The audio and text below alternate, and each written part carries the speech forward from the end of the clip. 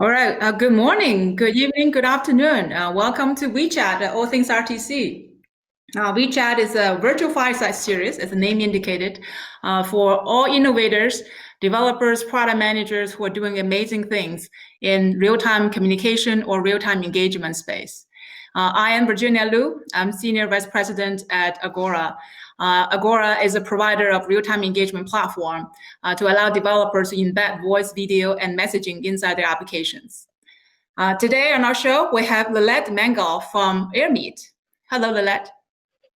Hi, Virginia. Now, Airmeet is the platform we're using today for today's WeChat fireside cheers. And Lalit is a co-founder of Airmeet, and a serial entrepreneur. Before Airmeet, he was also the founder and the chief product officer at commonfloor.com, a leading real estate provider in India, which was acquired in 2017. Yeah. Now, so today we're going to talk about how do you never cancel event again. So thank you so much for joining us to help us kick off the show, and also let us use your product actually for our today's fireside chat. So let's get started. Sure, Virginia. It's a pleasure to be here. Yeah, great. Now let's start with Airmeet. So tell us what is Airmeet? What does Airmeet do? Sure. So Airmeet is basically an all-in-one platform for community managers for them to host super engaging virtual events like meetups and conferences. And these events, are different from traditional broadcast-based communication. And these virtual events would actually enable real and authentic in-person connections. So that's the main difference that Airmeet brings about. So Airmeet as a product is conceptualized as a real venue, as a virtual venue. So there are two parts of the product. One is the social lounge where the participants were seated or were expected to sit before this session actually went live. And then there's the stage, which is right now, right, where you and I are having a conversation, and this conversation is getting broadcasted to everybody. And there is a backstage associated with the stage. So that is, in a nutshell, what Airmeet is. Yeah, that's right. Yeah, I do feel like this feels like a keynote experience. Talking to the audience, but you kind of see the audience, but not really seeing them. Seeing some reaction. Thank you. I see that you can use emoji to give us a reaction, and actually without interrupting the speech, which is nice. So what made you want to create Airmeet to begin with? Sure. So the co-founders at Airmeet, we decided to work remotely.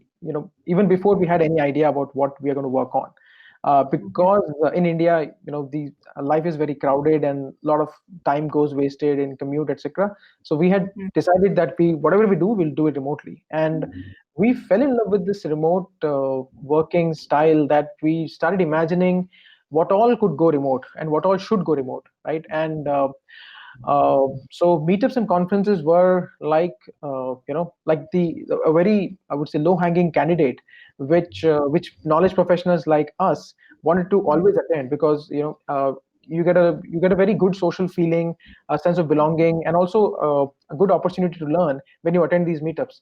But with remote work becoming mainstream, many people are choosing to stay in cities which are not the big cities or those traditional knowledge hubs, tech hubs. So if more and more remote workers are going out of big cities and living in smaller cities, there would be a big need for platforms like Airmeet, where irrespective of your location, you could actually join a meetup, right, or actually conduct a meetup. So that was a thought which got us started in this direction. I see. Yeah, I remember, even, back like 10 years ago, there was, virtual meetup, virtual summit type of events that was around. I remember actually hosting a virtual summit when I was at Microsoft like over 10 years ago. How is it different? How's it different from those virtual summit, virtual event that's been around? Absolutely, a good question. So virtual summits and events, as you rightly said, they have been around, and so far the focus of those platforms or softwares were to basically, just distribute the content, right? And we thought of that problem as an interaction problem, right? People do not go to events just for just for the talks. People actually go to meetups and conferences for people-to-people connection. People want to expand their network. They want to have more in-person, relevant conversations with, let's say, folks who are in their domain. They want to expand their network, as I said earlier, right? So we are probably the first ones to conceptualize a virtual event with interactions and peer-to-peer connections as focus. So that is what is the key difference, and that is what is enabling a lot of people who were not really considering to go virtual. They are now even considering to go virtual. Right. Yeah. I think that makes sense because I think a lot of the events nowadays being recorded and you can always like watch the events afterwards. But still, a lot of people want to spend a lot of money. Not to mention $1,000s for tickets, but also hotel flights to go to live event because for the networking, right? They actually wanted to meet people. Not it's a social event. It's not just for the content consumption, which you can do always cheaply at home. So you actually in your application, you actually allow people to actually do the social networking and connect with other people, right? It seems like that's what social lounge is about. Absolutely, absolutely. Yeah. So Okay. the very small difference that you can actually click on the attendee list and see actual professional information about all the attendees. So that gives speakers a very good view about who is the audience, right? So are there more entrepreneurs in the audience, or are there more product managers in the audience, right? So any other virtual meeting software would not give that much emphasis on participants. Airmeet is probably one of the only ones which has brought about this change. Yeah, that's right. Now, so switching gear a little bit, now we are, I think most part of the world is in lockdown mode, in quarantine to help to slow down the spread of COVID-19, including where I live, in Washington State. So we've been quarantined for now over 3 weeks. So how has this impacted me? I know a lot of events being canceled, including our own event, right? Many big events being canceled or completely moved to online. So I would imagine this will have a big impact on Airmeet and what kind of change you're seeing on your platform. Yeah, so this very unfortunate lockdown has actually brought a very unexpected spotlight on Airmeet. We are working 24/7. We're getting a lot of interest from all over the world to host virtual events and meetups. As a platform, we were basically uh, not really expecting this kind of a demand. We were building for the future. We are building for ourselves. We are a fully remote company, right? So we are building what we would want to use. But with this current situation, there are a lot of high demand customers, who are very, I would say, people with high expectations, like big conferences getting canceled. They want to do, so many sessions, parallel tracks, all of it. So we have to we basically are accelerating on our roadmap, and we want to support as many events as possible. And we have been actually doing events quite successfully, and the number of events on Airmeet has been doubling every week for the last 7 weeks, right? So and we're also very surprised to see very unique use cases, right? So we never imagined that music concerts can happen on Airmeet. So but then people have tried out Airmeet for music jamming. So three artists from three different locations, real time connecting and actually producing music for their fans. We've seen that use case as well, and we've also seen a use case where homeowners association, because of the lockdown, could not do a physical general body meeting, and then these guys are doing a general body meeting on Airmeet, right? So kind of very very unfortunate for the whole world, but this has put us in a very challenging yet a very big opportunity centric position. Yeah, that's right. Because I think this product is still fairly new. Is it in beta yet? Is this how early stage is this So, of your so product at yeah. this point? So this is people get surprised when I say that this is 210 days of actual coding, right? So we have been Yeah. thinking and about this problem for close to 8 months, but actual from first line of code to today is 210 days. Yeah, so this is still very early stage. So for those live audience, so in case, hopefully not, in case we have some technical difficulty, just be patient. We're still very early stage product, but I really like it. I think it's really nice. For this kind of interaction, right? It's really I feel that it's very very much suitable for fireside chat for larger audience at the same time, which is really hard to get by. Now you've chosen Agora for the voice and video communication part of the part of the platform. Can you tell us a little bit about like your decision process and why you chose Agora? Sure. I think so. When we were evaluating, video communication platforms, because video communication is kind of a solved problem, right? So there is Zoom, then there is WebRTC as an open standard, which is pretty stable, especially because big companies like Microsoft, Google are building their collaboration suite totally on WebRTC. So our first choice wasn't to go and build the video communication layer ourselves. So we did a research on all the providers out there, and we found Agora to be really good at really, I would say, better on three things that matter to us. One, as a small startup, we wanted very good developer documentation and developer support, right? And Agora actually did a good job there. All these use cases, they were ready-made, some sort of tutorials, etc. So it was pretty easy to understand the capability and then conceptualize products. And the second thing was, I think this Agora for startup programs, this program that we're part of, that was a very big motivation for us to take up Agora. And the third thing, there's this auto scaling that Agora provides, right? So this event could technically have a very, very large audience, right? And the experience would not really get affected as audience keeps on increasing. So we have had very, very big events as well. So so we have tested thousands of participants in events, and people actually hardly feel that there is such a large audience. Yeah, that's great to hear. Now, how big? Yeah, how big is the biggest event that you had?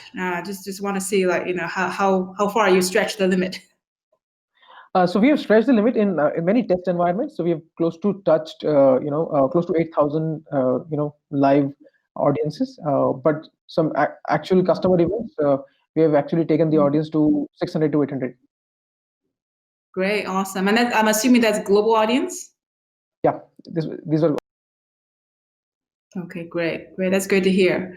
Now, so we talk about your product still in early stage. You sort of, ramping up faster than you anticipated. Are you ready for other people to use it? So do you have, for example, like a business model ready that allow people to start sign up and use your product? Absolutely. Yeah. So we are in close beta right now. We definitely are accepting, your interest to use Airmeet. What we require is, we want to have deep focus on technology events and mostly knowledge events. So we want to be slightly choosy on the first 1,000 communities which start adopting Airmeet, because we want to set some sort of a positioning around technology events. And we right now do not have any pricing, but the business model definitely is going to be around participation, right? So you should be able to pay for the number of live participants that you actually had in your event. But very soon, in 45 to 60 days, we should be out of the beta, and we should be able to have a proper, pricing plan where we could support, large number of customers. Okay. Now, do you have any competitors? Who do you see as a competitor in this space for you? Yeah. So quite frankly, this is a blue ocean market, because the kind of thought process that we are bringing to the virtual events, this is frankly very new. So virtual events, as we discussed earlier, were there for like many decades now, right? And people always thought of this as like, you just have to broadcast the conversation, or you just could have a meeting, right? So today people are doing events per se, but they're using software which was built for a meeting, right? The workflow of a meeting is very different from a workflow of the event, right? So an event is social, a meeting is not social, right? Event would require something like a backstage where you could actually assemble your speakers and do a dry run and then go live. A meeting would not require a backstage, right? Event would require a coordination in terms of audience participation, who asked what question, whereas in a meeting everybody is like an equal participant, right? So people are still able to force fit a video meeting product into an event and are happy about it, but the moment they experience an Airmeet, they actually see the difference, right? They actually see the quality of the event that they could actually conduct, and hence we have been able to get some really, I would say, high expectation customers like IEEE and Axel India. These are very high expectation customers. They actually move from these video meeting softwares to Airmeet for their events. So just to crisply answer your question, this is like a blue ocean for us as of now, not any competition, but I'm sure very soon people will start to look at. I see. So basically, your competitors are really more the old-fashioned, the traditional conferencing software like Skype or WebEx or Zoom. But you don't really have a competitor in this new territory that you're in right now. Okay, interesting. So let's think about the future for a little bit. Let's imagine 5 years, 10 years from now, what virtual event or virtual meetup will look like. Can you paint that picture for us? Sure. Yeah. So 2 points from my side. So one is that there'll be many more I would say events which would be virtual, right? So today virtual events are, let's say, a small percentage, but 5 years down the line, I am actually very positive that physical events would be a, a very small fraction, and large portion of events, especially knowledge focused events, would be totally remote or totally virtual, right? And an increasing number would be happening in virtual reality, where irrespective of the size of the event, it could be a global scale event, but you would actually have a very personalized experience because of artificial intelligence, right?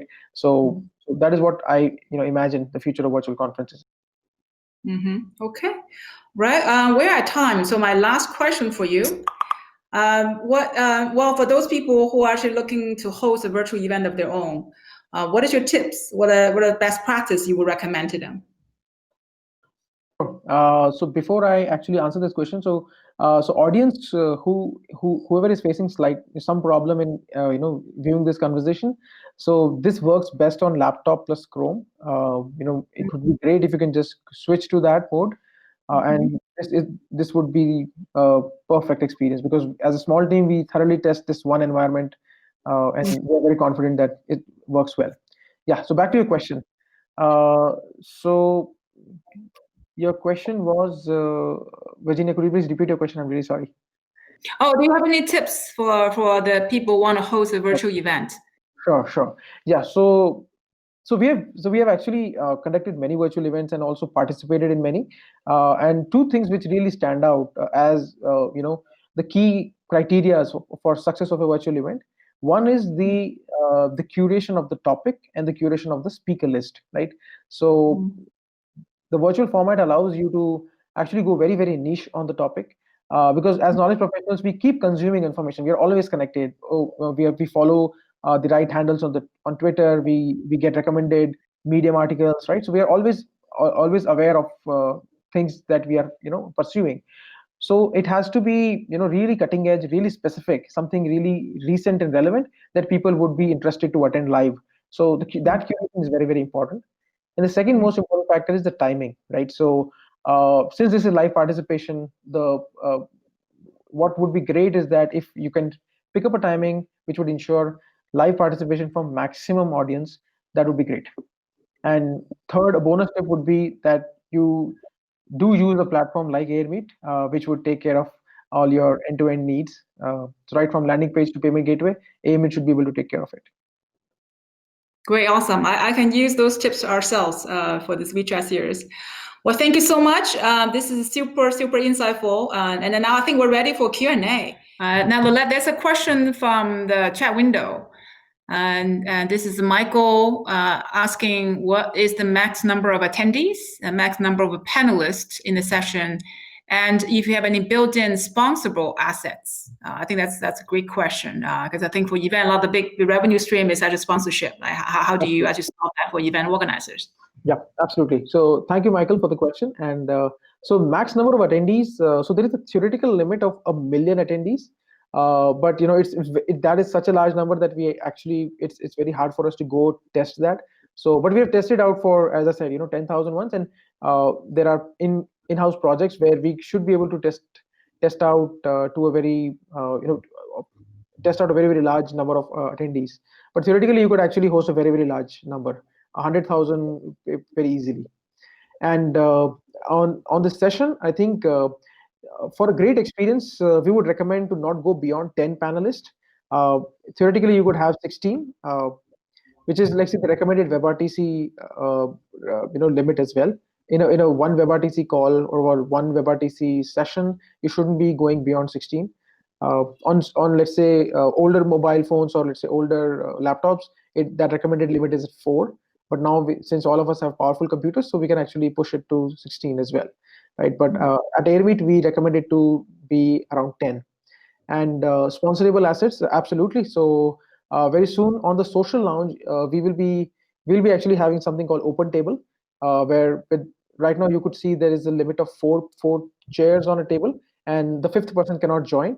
With open table, there's no limit on joining the table, so you could just keep having this huddle grow to a much larger huddle, right? And some of these tables could be absolutely sponsored, right? So for example, let's say Agora might just have a table on Airmeet for a particular event. So whoever is interested in Agora, they could just join that open table and join the discussion about Agora. And then there would be full customizability of the look and feel. So before the session starts, you could actually play audio visual introduction of the sponsor, all of it. So these are all stuff in the roadmap, and very soon you should be able to have all those. Great, thank you. There's still more questions, but we're at time, unfortunately. But since we're at the social launch, and Lalit will be actually staying at the social launch for another half an hour or so. So, and along with his co-founders. So please do, stay in the social launch. You have additional questions, so Lalit can join you there. And so we can then move to the social launch. Make sure to receive a seat for him at one of the tables. Now, I also want to advertise our next episode. We'll be talking about virtual office as well as remote working in our next episode on April 29th. So hope you can join us then. Meanwhile, we will be sending a survey shortly after the episode today, and we'd like to get your feedback and suggestions on any future topics you might be interested in. So thank you so much. Thank you, Lalit, for joining us today, and hope to see you all soon next time. Thank you. Have a good day.